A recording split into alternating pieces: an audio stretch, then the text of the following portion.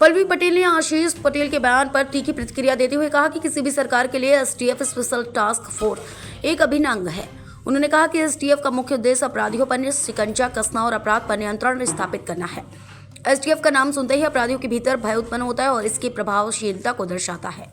पल्लवी पटेल ने प्राविधिक शिक्षा विभाग में हुए कथित घोटाले का भी उल्लेख किया और इसे गंभीरता से लेते हुए एसआईटी स्पेशल इन्वेस्टिगेशन टीम गठित करने की मांग की। उन्होंने कहा कि इस घोटाले की निष्पक्ष और गहन जांच आवश्यक है ताकि दोषियों को कड़ी सजा दी जा सके। पल्लवी ने एसटीएफ की कार्यप्रणाली पर भी अपने विचार साझा करते हुए कहा कि एसटीएफ का मुख्य टारगेट अपराधियों को पकड़ना और समाज में कानून व्यवस्था को बनाए रखना है। उन्होंने यह भी कहा कि एसटीएफ का डर केवल अपराधियों के मन में होना चाहिए और इस बल को प्रभावी तरीके से काम करते रहना चाहिए ताकि जनता को न्याय मिल सके।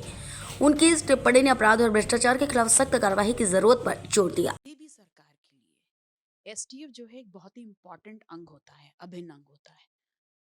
और हर क्रिमिनल को, हर अपराधी को एसटीएफ के सोच करके भी उसके दिलो दिमाग में डर होना जरूर चाहिए। Every criminal, it can be, और वो कोई भी हो सकता है। और रही बात जिस प्रकार की चीजें वो उठा रहे हैं, ये तमाम जो बातें वो अनर्गल अल्ल-बल्ल कर रहे हैं ना, इसका कोई तुक नहीं है, निराधार और बकवास बातें हैं।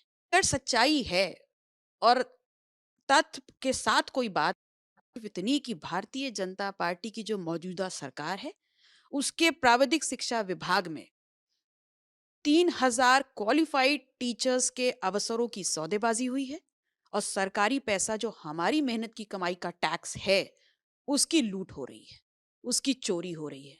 तो भ्रष्टाचार पे जो भ्रष्टाचारी हैं, उनके लिए एसआईटी गठित करके सख्त कार्रवाई हो, और जो आपने एक नियम विरुद्ध तरीके से लिस्ट डिक्लेयर करी है, उसको नल एंड वॉइड घोषित करिए। सिर्फ यही सत्ता का नाम ले ले करके, वो सरकार का एक हिस्सा है। सरकार कितनी लेयर्स में काम करती है, ये उनको भली भांति पता है।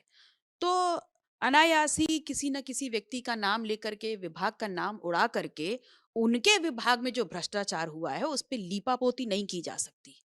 यहाँ पर पब्लिक, उत्तर प्रदेश की 25 करोड़ जो जनता है, वो माननीय मुख्यमंत्री जी से उनकी सरकार में हुए, उनकी सरकार के अंतर्गत जो विभाग है उसमें हुए बड़े भ्रष्टाचार पे उनका जवाब चाहती है, और जिनके अवसर लूटे गए हैं उनके लिए न्याय चाहती है।